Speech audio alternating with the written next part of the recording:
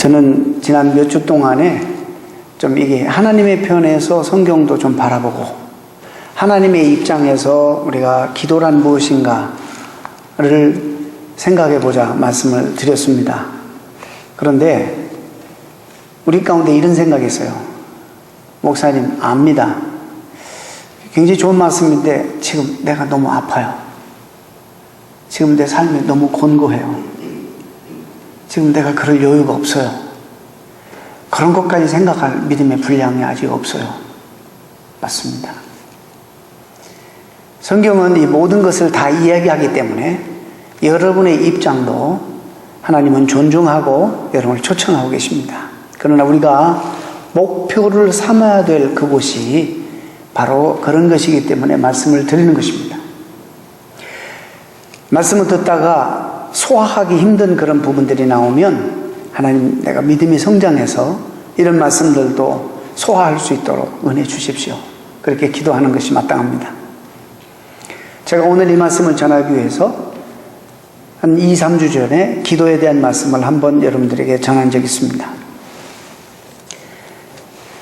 우리가 다 아는 거예요. 오늘 제목을 보시면 여러분 눈치채셨겠지만 성도의 정말 하나님 주신 가장 강력한 그런 무기, 선물인 뭐냐면 기도입니다. 이게 성도의 엄청난 특권이거든요. 근데 거기에 대해서 오늘 좀 말씀을 드리려고 하는데, 우리가 처음에는 지극히 내중심적으로 이기적으로 신앙생활을 시작합니다. 그러다가 마지막에 성숙하면 나는 없어지고 주님만이 내 안에 계시는 것입니다. 그러니까는 그가 내 안에 내가 그 안에, 이런 말을 초신자들은 이해할 수가 없는 거예요. 내가 필요로 해서 기도해야 되는데 내 뜻대로 마옵시고 하나님의 뜻대로 하옵소서라는 기도가 이해가 안 되는 거예요. 여러분의 믿음의 분량이 다 다르기 때문입니다. 왜 기도가 우리에게 엄청난 강력한 무기고 하나님 주신 귀한 선물인지를 오늘 말씀을 통해서 우리가 듣고 귀한 깨달음이 있어서 여러분의 기도 생활이 좀 더 적극적이고 달라졌으면 좋겠다는 생각이 듭니다. 우리나라가 세계에 자랑하는 K9 자주포가 있습니다. 제가 지금 무기 이야기를 하고 있는 거예요. 기도가 하나님 우리에게 주신 강력한 무기이기 때문에. 사정거리가 40km 나가고 5초 안에 3발, 대포인데요, 3발을 발사할 수 있다. 큰 소리 쳤습니다. 정말 영상도 만들어서 막 보여주고 국민들에게 그랬어요. 꽤 오래된 얘기인데.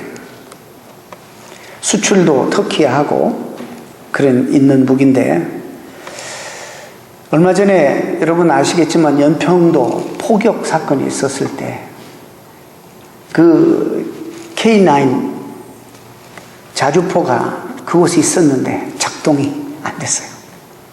그래서 즉각적으로 반응하지 못했던 것을 여러분이 들어서 알고 계실 것입니다. 또 얼마 전에는 그 후에 이것이, 옛날에는 포가 한 곳에 있는데 요즘은 이 자주포는 움직입니다. 탱크처럼 운전해서 가서 움직이면서 이동하면서 쏘는 거니까 굉장히 강력한 무기입니다. 그런데 스티어링 문제가 생겼어요. 운전수가, 조종수가 오른쪽으로 분명히 꺾었는데 이 차가 왼쪽으로 나가가지고 이 가드레일을 받고 사고를 냈어요. 이런 일들이 자꾸 있으니까 이 국방부 쪽에 또 방위 쪽에 그 취재하는 기자들이 이렇게 우리나라가 자랑하는, 우리의 자체적인 힘으로 만든 우리의 자랑인 이런 무기들이 도대체 실체가 무엇인가 한번 조사해보자. 그래서 오랜 기간 동안 조사해서 보고를 했는데 그 보고의 내용이 참으로 참담합니다. K-21이라는 장갑차가 있습니다. 제가 군대 갔을 때 탱크병이었기 때문에 너무 잘 압니다. 장갑차. 수륙 양용입니다. 이렇게 가다가 물이 있으면, 강이 있으면 배처럼 뜹니다. 20톤 되는 그런 쇳덩어리가, 무쇠덩어리가 이렇게 배처럼 쭉 합니다. 기가 막히죠. 그래서 상륙작전도 그래서 하는 거예요. 이렇게 강력한 그런 20톤이나 되는 K-21 장갑차가 작전 중에 얼마 전에 개천에 빠졌습니다. 그래가지고 뜨질 않아요. 그래서 조사해 봤더니 설계가 잘못돼서 아래 무게중심이 뭐 잘못됐다나 이래가지고 큰 그 문제가 일어났습니다. 또 하나, 자꾸 이런 얘기해서 미안해요. K-11이라는 총이 하나 있는데 이 총은 뭐냐면 목표물을 뚫고 들어가는 총이 아니라 목표물 정도에 가면 이것이 공중에서 탁 터져버려요. 그러니까 담이나 어떤 장애물 뒤에 숨어서 총 쏴는 사람들 얼마든지 공격할 수 있는 아주 그냥 센세이셔널 무기를 우리 한국의 국력으로 기술로 만들었어요. 뭐 떠들썩했죠. 그러고 난 다음에 대량으로 생산에 들어갔는데 얼마 안 돼서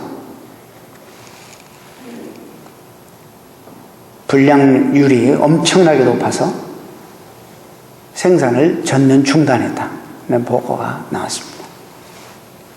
무기산업, 특별히 방위산업은 그 나라 최고 최상의 기술이 모여서 최고의 기술이 집약돼서 만든 것이 무기인데 사실상 좀 더 검증하고 자랑할 것이지 그냥 별로 우리나라는 아직 그 실력도 안 되는데 뭐 무기로서 이 부분은 미국보다도 앞섰다는 둥 뭐 이렇게 자랑해가지고 국제적으로 좀 망신을 당한 적이 있습니다. 이제는요 전쟁이 이런 인해전술을 가지고 하는 전쟁이 아니라 화력으로 하는 전쟁이고 어떤 나라가 어떤 최신의 성능이 좋은 무기를 가졌느냐에 따라서 전쟁의 승패가 달라집니다. 81년도에 레바논에서 전쟁이 일어났을 때 이스라엘군이 이 시리아가 레바논을 도와서 이스라엘 공군과 시리아 공군이 붙었어요. F-15, 16을 미국에서 지원받아서 이스라엘이 그걸 보유하고 있었고 그런 거 다 기억 안 해도 됩니다. 저도 이걸 위해서 조금 본 거니까. 정확하게 전달하기 위해서 제가 본 거예요. 저도 이거 몰라요. 그런데 그 시리아는 미국에서, 소련에서 공급하는 미국이 가지고 싸웠는데 일주일간 공중전 했는데 이스라엘 비행기는 한 대도 떨어지지 않았어요. 그런데 시리아 비행기는 85대가 떨어졌어요. 뭘 말해주느냐?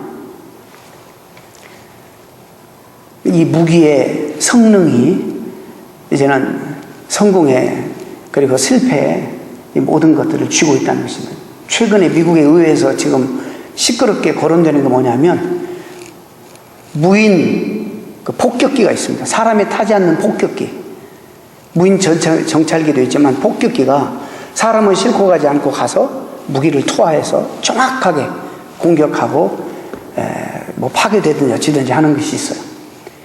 이거를 방위상업체에서 돈이 없으니까 이걸 자꾸 외국에 수출하려고 한다는 거예요. 외국에 수출하면 이것이 이제 오히려 적이 돼서 우리를 공격하는 적이 되니까 하지 말라고 또 의회에서는 막고 어떻게 될지 모르겠습니다. 우리가 영적인 싸움도 마찬가지인 것입니다. 오늘 제가 말씀드리고 싶은 것은 왜 무기 이야기를 했느냐. 사탄은 오늘도 우리 주변에서 우리가 사실 매일매일 살아가는 것이 여러분이 인정하든 안 하든 우리는 이건 스피리추얼 배럴, 영적 전쟁 속에 살아갑니다. 우리는 매일매일 내 자신과 함께 싸우고 내 주변에 터놓은 덫과 유혹과 많은 그런 어려움들과 지금 싸우고 있는 거예요. 사탄은 나의 약점들을 공격하기 위해서 수없이 많은 공격로, 그도 수없이 많은 덫을 놓고 우리를 넘어뜨리려고 하고 하나님을 따르지 못하는 하나님 백성답게 살지 못하게 우리에게 욕심을 자극하고 우리에게 정말 불의를 자극하고 의롭지 못한 삶을 살게 하고 이 세상을 닮게 하고 세상을 사랑하도록 만들고 우리가 얼마나 욕심을 과하게 만들어서 우리를 사정없이 정말 전혀 그리스도인답지 않게 살도록 하나님 백성답지 않게 살도록 만드는 수없이 많은 무기들을 오늘도 우리에게 사용하면서 우리를 무차별히 공격하고 있습니다. 그럼 하나님은 우리를 불러서 하나님의 자녀 삼아 놓으시고 우리를 방치하시느냐? 절대 그럴 뿐이 아니지 않습니까? 우리가 아는 대로. 그럼 하나님이 이런 많은 하나님 백성들이 받는 공격을 우리가 어떻게 대비하고 어떻게 우리가 맞서서 싸워야 되느냐? 하나님이 우리 하나님의 백성들에게 이런 공격들을 맞서서 싸워서 승리할 뿐만 아니라 아주 그냥 그 배후인 사탄을 파멸해 벌릴 수 있도록 강력한 무기를 우리에게 주셨어요. 그 무기가 뭐냐? 하나님 자신인데, 성령님이신데, 그럼 우리가 어떻게 그 무기를 사용하느냐? 기도를 통해서 사용하는, 기도를 통해서. 그래서 기도가 바로 그리스도인에게 있어서 최강의 강력한 무기가 되는 거예요. 이건 다 알지, 이론적으로. 알면 뭐합니까? 세워놓고 작동도 안 하고 어떻게 쓸지도 모르고, 그것이 정말 그런 이 화력도 모르고 확신이 없는 거예요. 그런 거에 대해서 참 들어서 아는 거예요. 그럴 것 같다. 그래서 한두 번 해보다가 또 안 하는 거예요.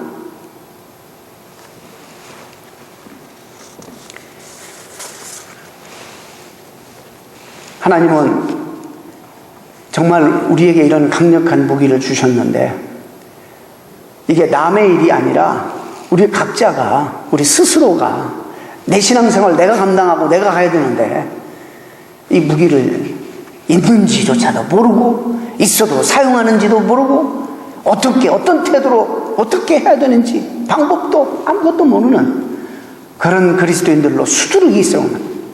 그래서 오늘 그 얘기를 좀 하려고 합니다. 오늘 본문은 헤롯 왕의 사건 이야기로부터 시작됩니다. 본문에 등장하는 헤롯은 예수님 당시의 헤롯과 달라요. 성경에 헤롯 왕이라는 헤롯 왕이 5명 출연하는데, 본문에 나타나는 헤롯 왕은 예수님 당시의 헤롯 대왕의 손자예요. 아그리빠 왕 1세. 아그리빠 1세예요. 여러분, 이스라엘 역사 가운데 잠시 헤롯 왕조가 잠시 있다가 역사 가운데 사라져 버렸습니다. 그런데 이 헤롯이라는 사람은 굉장히 주도면밀하고 아주 사교술이 능하고, 그 당시에 유대 나라 그 지역 전체가 로마의 속국에 있었지 않습니까? 그러니까 이 사비를 들여서 많은 사람들을 동원해서 이 헤롯은 뻔질나게 로마를 들락거리면서 로마 황실의 인정을 받고, 하여튼 충성맹세를 해서 결국에 로마로부터 인정을 받아서, 로마 나라에, 우리나라에 충성할 사람이다 생각해서, 이 사람이 유대인이 아닙니다. 그런데도 불구하고 유대 땅을 통치하는 왕으로 로마가 세워버렸습니다. 혈통을 중요하게 여기는 유대 백성들에게 이게 어찌 가능한 일이에요. 이게 정치적으로 그런 상황이 있었기 때문에 가능하게 되었습니다. 이 헤롯 왕은 누구냐면 어떤 에돔 사람입니다. 에돔은 누구냐? 이삭이 2 쌍둥이를 뱄어요. 이삭이 뵌 게 아니라 그 아내 리브가가. 근데 하나는 에서고 둘째는 야곱이었잖아요. 그 스토리 아시죠? 야곱이 억울해서 발뒤축을 잡고 나온 사건. 바로 그 하나님께서는 야곱을 선택하고 야곱을 통해서 이제 요셉을 탄생시키고 12지파를 만들잖아요. 근데 그때 하나님 앞에 제껴진 에서의 후예가 바로 에돔이에요. 그 에돔 사람들이, 성경은 에돔 사람이라고 해요. 그러니까 유대인에게 봐서 이런 이방인이에요. 그러니까 혈통을 중요하게 여기는 이스라엘 백성들에게 있어서는 이게 지금 말도 안 되는, 어떻게 감히 이방인 유대인을 다스려요? 너무나 불편한 현실에 지금 정치적으로. 그러나 어쩔 수 없어. 힘이 없으니까 로마 나라가 그 속국에 있는 그 나라를 어떻게 하든지 자기들은 물리적으로 어떻게 할 수 없기 때문에 지금 붙잡혀 있는 것입니다. 이런 상황 속에서 이 정치적인 배경이 오늘 본문을 이해하는 데 중요합니다. 그래서 예수님 당시에 이 헤롯 대왕도 2가지 정책을 썼어요. 혹독한 채찍과 당근을 주는, 채찍은 그들의 혈세를 또 빼서 로마 나라에 충성해야 됨과 동시에 또 이방인이면서도 이스라엘을 다스려야 되기 때문에 또 그들에게 당근 정책을 썼어요. 그 중에 하나가 뭐냐면 여러분, 성전을 지어주는 거예요. 예수님 당시의 성전은 47년 동안인가 지어졌던, BC 사실상 20년 전부터 성전 시작이 된 거예요. 사실 준비가 되고 계획이 되다가 예수님 당시에도 그 성전이, 예수님이 보셨던 이 성전을 헐라 내가 사흘 만에 일으키리라 보시고 하셨던 그 성전도 아직도 공사 중. 이 성전이 83년에 걸쳐서 완공이 됩니다. 완공된 다음에 7년도 안 돼서 정말 예수님이 예언하신 대로 그 어마어마한 성전이 7년도 안 되어서 티투스 장군에 의해서 돌 위에 돌 하나 남기지 않냐고 다 파괴되고 불태워지고 무너지는 역사적인 비극이 그 현장 속에서 일어났습니다. 그 손자입니다, 오늘. 자, 그런데 문제는, 자, 예수님 당시에도 동방박사가 별을 보고 와서 유대의 왕이 태어났다, 이 말을 듣고 얼마나 불안했는지 자기가 다스리는 땅에 2세 이하의 어린 남자아이들, 사내아이들 다 죽였잖아요. 그만큼 불안해. 늘 당근정택 썼다가 또 어쩔 수 없이 로마에 충성해야 돼. 이 자리를 유지하기 위해서는 로마를 붙잡아야 되니까 그런 채찍도 들었다. 이런 정책을 계속 펴왔습니다. 오늘 3절에 보면 무교절이라. 이건 무교절은 뭐냐면 애굽에서 구원을 받고 출애굽하여서 유월절을 지내, 유월절에 출애굽했죠. 나와서 그 해방받아서 광야 생활했던 그것을 조상들의 하나님의 은혜와 조상들의 고생을 연상하면서 자기들이 지키는 절기입니다. 그래서 그때는 조상들이 그랬던 것처럼 무교병, 마른 떡, 이게 이스트를 넣지 않는 그런 것만 먹으면서 기념합니다. 그 유월절을 세우기 위해서 예루살렘으로 수없이 많은 사람 인파가 모여옵니다. 예루살렘 성읍은 몇만도 안 되는 인구가 그것밖에 안 됐는데 이 유월절 지키기 위해서 산지 사방에서 유대인들이 몰려오기 때문에 100만이 훨씬 넘는 인파가 한꺼번에 모입니다. 자, 이들의 종교적인 그런 열정과 종교적인 어떤 열심이 잠깐 민족주의적인 그런 어떤 이슈로 쟁점화되어 버리면 틀림없이 유대인들은 여기서 폭동이 일어나서 자기를 밀어내고 얼마든지 여기서 쿠데타를 일으킬 수 있는 그런 충분한 인력이고, 그 다음에 자기 군사로서 감당이 안 되는, 저지가 안 되는, 통제가 안 되는 그런 숫자니까 이 헤롯은 무슨 짓을 했느냐.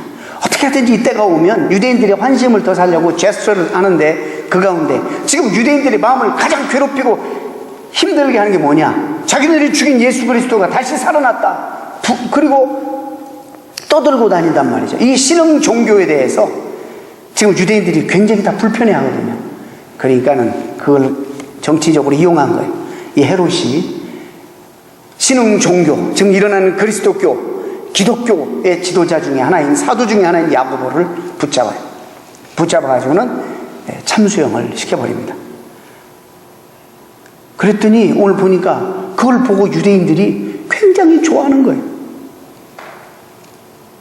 굉장히 좋아하는 거예요. 속이 다 시원하다 이러는 거예요. 그러니까는 멈추지 아니하고 이 기회를 타서 몰살시켜버리자, 잔멸해버리자 하여서 그 그리스도교, 기독교의 가장 수장인 베드로를 잡아 가두는 상황이 오늘 본문의 배경입니다.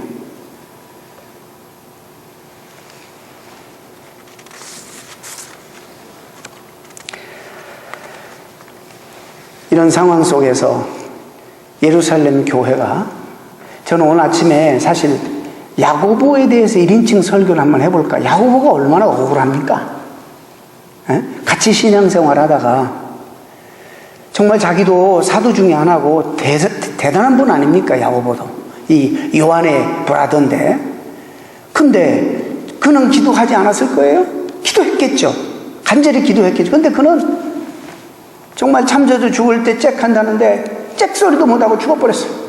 오늘 본문에 뭐라고 나오냐면 너무너무 허망하게 한 구절이 이렇게 나와요. 요한의 형제 야고보로 칼로 죽이니.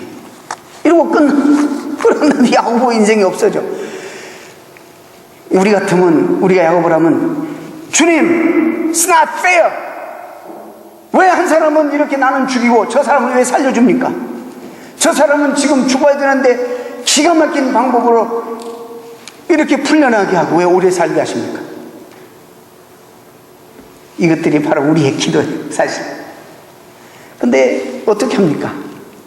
우리는 알 수 없지만 우리가 알 수 없는 그 하나님의 뜻이, 우리가 모르는 뜻이 있어요. 야고보는 그렇게 해서 사도 중에서 첫 번째 순교자가 됩니다. 자, 초대교회가 이런 위기를 당하면서, 자, 지도자인 한 사람이 죽었죠. 자기들의 최고의 스승인 지도자인 베드로가 지금 잡혀가서 이제 내일이면 끌려 나와서 참수형을 당해야 되는 이런 상황이에요.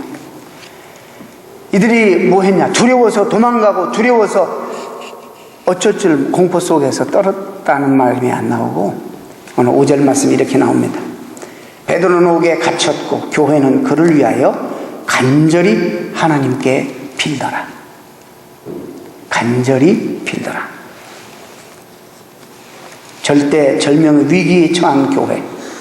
지금까지도 많은 핍박과 어려움 속에서도 생명을 유지하며 잘 버텨왔는데 교회의 지도자들이 이렇게 넘어가고 그 중에서 최고의 지도자, 정말 어떻게 보면 교회가 또 성도들이 가장 의지했던 베드로마저 이제 붙잡혀서 죽을 위기에 처해있고, 이 사건을 통해서 또 민심이 어떻게 돌아가며 또 신앙이 연약한 성도들이 어떻게 변질되고 막 이럴 것이 굉장히 사실 염려되는 위기의 순간에 그들은 낙심하지 않고 함께 모여 간절히 기도했습니다.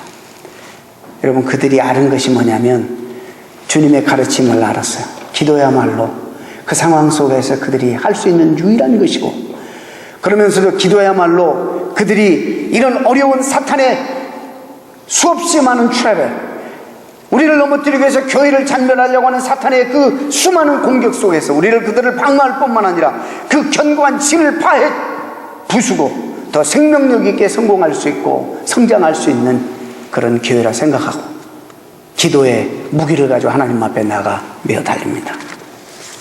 결과는 어떻게 되었습니까? 놀랍게 그들이 승리합니다. 베드로의 석방을 위해서 간절히 기도했지만 그것만을 위해서 기도했겠습니까? 그 교회가 어떻게 될 것인지, 하나님의 나라가 그들을 통해서 어떻게 확장되며 이 사건을 통해서 하나님 무슨 역사를 계획하고 계시며 그 일들에 우리가 어떻게 하나님 앞에 쓰임받을 것인가, 이런 것들을 고민하며 함께 기도했을 것입니다. 결국에 사탄의 견고한 세력들 앞에 오히려 이 사건을 통해서 교회가 더 든든히 서갈 수 있도록 그들은 승리했습니다. 헤롯은 당시에 교회를 말살시키기 위해서 사탄이 사용했던 하나의 강력한 도구였습니다. 여러분, 12장 나중에 보면 헤롯이 이제 우리말로 해석하면 재미가 없는 거예요. 그래서 예루살렘을 그냥 떠나서 가이사라로 가버립니다. 재미가 없어. 적거든. 재미가 없어.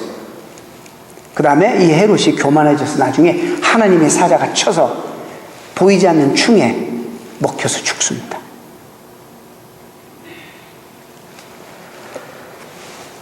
그들은 한 목적을 놓고 합심해서 기도했는데, 특별히 이 기도 자체가 강력한 하나님, 우리에게 주신 강력한 무기인 하나님의 선물인데, 이것이 한 목표를 향해서 우리가 합심해서 기도한다면 얼마나 이것이 강력한 무기가 되겠습니까? 오늘 그 얘기를 좀 하려고 해요. 제가 군대에 가서 처음으로 총을 쏴봤어요. 제가 처음으로 70년 초반기에, 이제 70년대 초반기에 군대를 가서 총을 쐈는데, 아니, 정신을 바짝 차리고 이렇게 멀쩡한 그런 육신으로 가서 쏘게 안 하고 얼마나 벌을 주고 그냥 힘이 쫙 빠져가지고 그냥 총을 들기조차 힘들 정도로 힘을 빼요. 왜 그런지 모르겠어요. 난 지금도 그 이해를 못하겠어요. 골프 칠 때 힘이 빼야지 많이 간다고 조금 이해가 갈 듯 하지만 나한테 힘을 쫙 빼요. 근데 그때 M1 소총인데 그걸 들어보니까 이 고철이 얼마나 무거운지 들기조차 힘들더라고요. 얼마나 무거운지. 이거 가지고 이제 온몸이 떨리는 거야.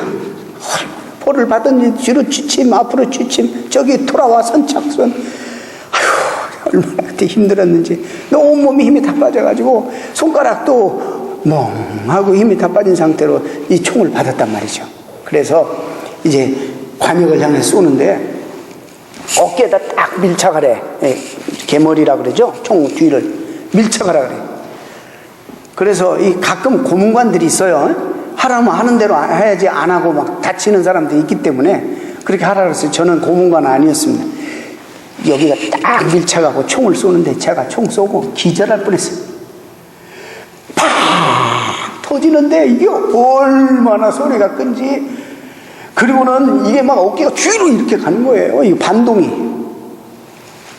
무식하게 소리도 크고, 그래 막 귀 고막이 터지는 줄 알고 조금 옆에 있는 사람 못 들어요. 이야기 얼마나 큰지. 그러면서 보고, 야, 이거 맞으면 정말 국물 돋겠다. 이거 맞으면 정말 국물 돋겠다. 그런 생각이 났어요. 여러분, 총의 위력을 나는 그때 알았어요. 맛을 봐야 맛을 알지? 응? 한 관역을 향해서 그 어마어마한 총을 쏘았던데도 만약에 이 모든 사람이 한 관역을 향해서 한 목표를 향해서 그냥 총을 쏘았다면 이게 뭐죠? 대포예요, 대포. 가공할 만한 위력이 안 되겠습니까?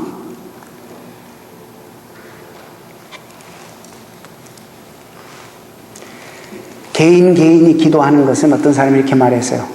그건 덜셈과 같다. 하나 더하기 하나 하면 둘인데 합심 기도는 이건 곱셈이다 그랬어요. 10명이 함께 주의 이름으로 모여서 한 목표를 위해서 한 목적을 위해서 기도하면 20이 아니라 100이라는 거예요. 능력이. 합심 기도의 위력이에요.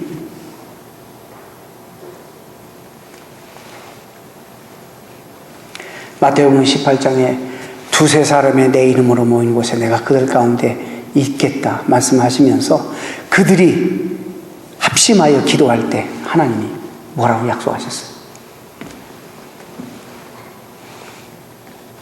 이루어 주신다 약속하셨어요. 근데 우리 합심 기도도 많이 하고 그래 봤는데 또 이렇게 까다로운 분들은 그런 얘기를 할 수 있어요. 여기에 또 중요한 태도가 있어요. 우리의 파워가 되고 능력이 되게 하려고 하면 이 조건, 자세가 하나가 있는데 여기에 간절이라는 단어가 있어요. 간절히. 기도의 자리에 나와 있다고 그게 되는 게 아니란 말이에요. 간절이란 말이 나와요. 여기서 간절이라는 원어는 열심히 애끓는 마음, 끊임없이 강렬하게 이런 뜻이에요. 이 단어가 어디 또 사용했느냐?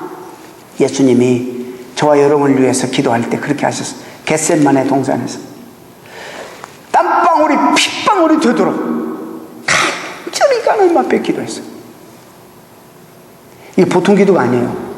우리가 하는 합심 기도가 제가 말씀드리는 뭐 소리를 크게 내는 그런 기도를 말하는 게 아니에요. 지금 소리를 크게 내든지 속으로 하든지 내가 입술을 벌리든지 벌리지 않든지 간절함이, 애끓는 간절함이 내가 온 마음을 다해서 하나님 앞에 드리는 기도, 이것이 있어야 된다는 거예요. 어떤 사람은 오해를 해요.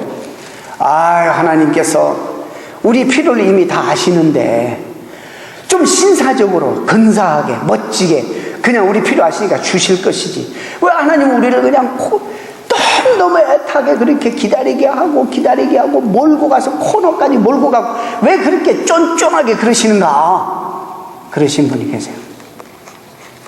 우리는요, 왜 그러냐면요, 우리의 기도하면서 항상 목표는 항상 결과에만 있어. 하나님은 잘 없어. 결과. 골프 칠 때도 오늘 골프도 잘 못 치면서 이 예를 자꾸 드네요. 저기 말씀 잘 안 듣고 골프 얘기하면 확 귀가 열리는 분들 잘 들으시기 바랍니다. 골프 칠 때 선배들이 그러더라고요. 아니 자세를 바르게 하고 바로 치면 바로 나가는데 하수들은 치지도 않고 먼저 치는 건 적당히 어디 갔는가 먼저 고개를 들어봐. 저기 갔을 것이라는 거예요. 이거 보고 헤드 업. 아니 잘 치면 그 방향으로 잘 나가게 돼 있어요. 안 봐도. 그래서 저도 요즘은 이제 조금 그런 말을 들어가지고 우리 목사님 한 분 비기너가 있어. 목사님한테 목사님 공은 제가 봐줄 테니까 목사님은 공이나 보세요. 공은 내가 봐줄 테니까 자세는 정확히 하고 공이나 보세요. 이 목사님이 그냥 잘도 못 치면서 너무너무 힘들게 하면서 그냥 치지도 않고 맞기도 전에 벌써 봐. 공이 어디로 갔는지. 우리가 그렇게 기도하는 거예요. 하나님보다는 결과. 여기에 관심이 있는 거예요. 근데 하나님은 왜 우리에게 그렇게 애타게 하시느냐? 우리가 그 긴 기도 시간을 통해서 하나님은 우리에게 원하시는 게 뭐냐? 그분의 관심은 우리가 하나님을 더 깊이 알고 하나님을 더 깊이 경험하고 하나님을 더 깊이 사랑하는 것에 그분은 관심이 있는 거예요. 그렇기 때문에 그러시는 거예요. 또 우리가 어떤 죄성이 있어서 또 기도하면서 어떻게 하는지 아세요? 왜 우리 기도가 응답이 안 되는지를 이제 여러분 아실 거예요. 마음 먹고 기도하는데 뭐가 조금만 의지할 게 있으면 그리 가. 또 조금만이라도 비빌 때가 있으면 그리 가. 버리고 그 다음에 또 아무것도 없고 힘들고 아쉬우면 다시 또 터덜터덜 하나님 앞에 와.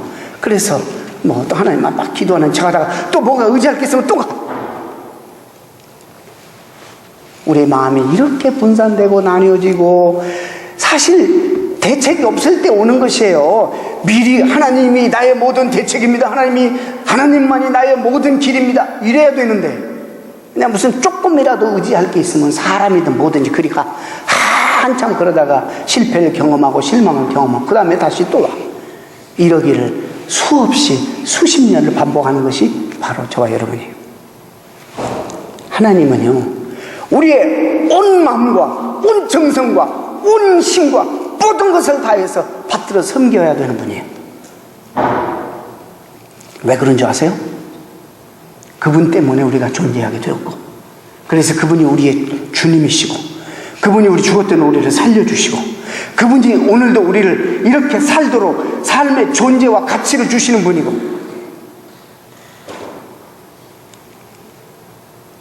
그분은 우리의 모든 것을 받으셔도 우리의 모든 것을 다 드려도 부족할 뿐이에요. 그렇게 섬겨도 부족한 분이에요. 그런 하나님을 놔두고 우리는 날마다 다 세상에 빼앗기고 다른 거 빼앗기고 양다리도 아니야. 이거는 문어발이야. 문어발. 이러고 난 다음에 그냥 가끔 와가지고 인사하는 식으로 하고 이러는 기도가 과연 무슨 강력한 무기가 될까? 제가 이 말씀을 좀 드리고 싶은 겁니다. 자, 그렇게 기도했을 때 간절히 기도하니까 어떤 역사로 하나님 응답하시는가? 이들은 첫째, 하나님이 천사를 동원해서 그 상황을 개선시키고 바꾸시는 거예요. 베드로를 난 이거 보면서 은혜를 너무 많이 받았어요. 베드로가 지금 내일 죽어야 되는 사람인데 얼마나 편안히 자는지 불러도 아니라니까 옆구리를 확 차버려요. 아니 어떻게 내일 죽는 사람이 이럴 수 있는 거예요. 베드로가 이렇게 귀한 믿음을 가졌어요. 살아도 주를 위해 살고 죽어도 주를 위해 살고 살면 하루라도 더 복음을 전할 것이고 오늘 가면 그렇게도 보고 싶고 그립던 주님 품에 가니까 내가 뭘 걱정하고 근심해. 그분이 알아서 다 하실 일. 신발 벗고 옷 벗고 어떻게 했는지 모르지만은 편히 자는 거예요. 어느 정도까지 자느냐? 와서 옆구리를 찰 때까지 천사가.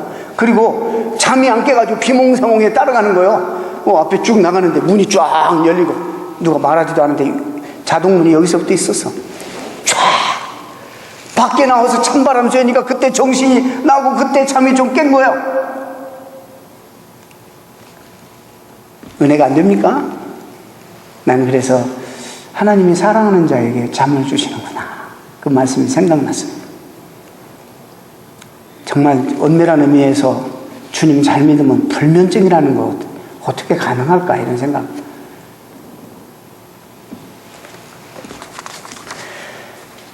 여러분, 제가 재작년에 우리 켈빈 총장하고 한국 나가서 학술 강의를 하는데 이분이 신학자들에게 뭐라고 하냐면 오늘날 이 시대가 천사에 대해서 너무 연구가 안 된다는 거예요. 중세시대까지는 굉장히 연구를 많이 했는데 그러다 보니까 천사 숭배자들이 생겨버리니까 아예 그냥 거기에 대한 피해의식 때문에 그냥 천사에 대한 말 안 해버리는 거예요. 여러분, 주님이 우리가 기도할 때 천사가 와서 우리 수종 본다는 거 아십니까? 천사가 도우십니다. 저는 수없이 경험했어요. 여러분도 그랬을 거예요. 저는 뭐 보이지 않는 그런 천사보다는 사람 천사 다 간증 못해요. 제가 일부 때는 좀 했는데 간증 못합니다. 여러분도 많이 경험할 거예요. 하나님이 천사를 여러분에게 보내십니다. 뜻하지 않게 좋은 사람들을 만나게 하시고 천사 같은 사람들을 통해서 도움받게 하시고 어려운 상황 속에 구원받게, 이런 경험 안 하셨어요? 그럼 여러분 삶을 사는 게 아니에요, 여러분.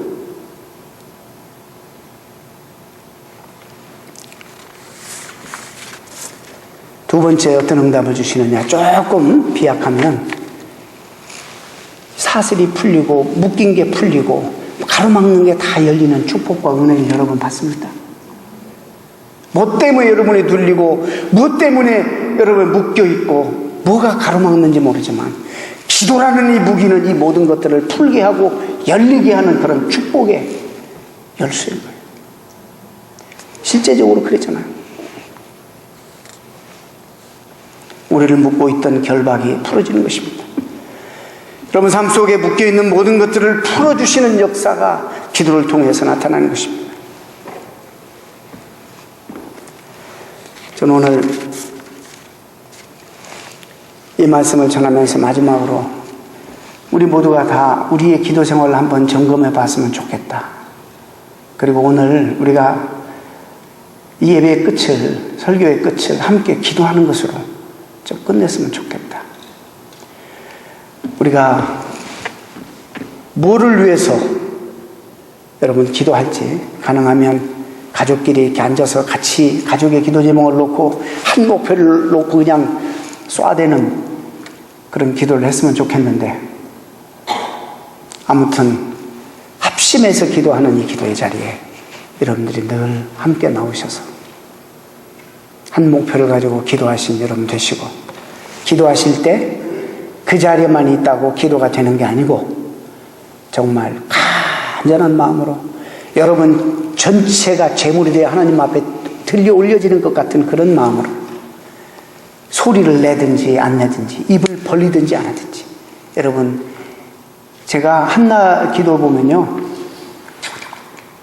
입만 중얼거려 소리는 안 되고, 저기 술 취했나 저 여자가 그럴 정도로. 엘리야는 무릎과 무릎 사이에 고개를 쳐박보기도 했어. 젊을 때부터 난 시도해봤는데 한 번도 안 됐어.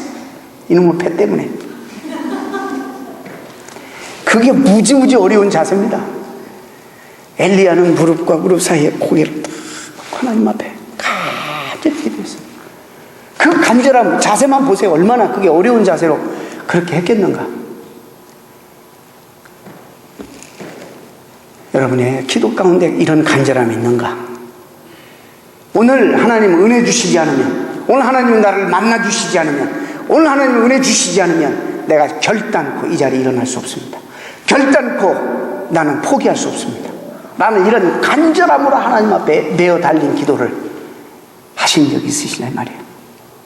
어떤 문제를 놓고.